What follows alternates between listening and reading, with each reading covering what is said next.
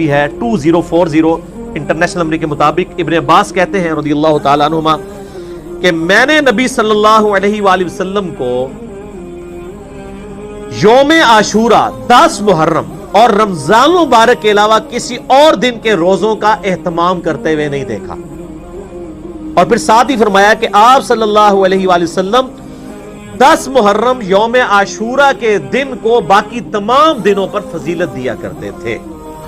दूसरी हदीस सही मुस्लिम में है इंटरनेशनल नंबर के मुताबिक 2746 और मिशकात में 2044।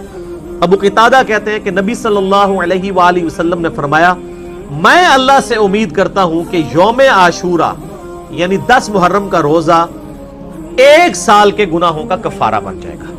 1 साल के। इमाम तिरमिज़ी ने इस हदीस 755 के साथ लिखा, इब्ने अब्बास फरमाया करते थे कि 9 और 10 2 रोजे रखकर यहूदियों की मुखालफत करो।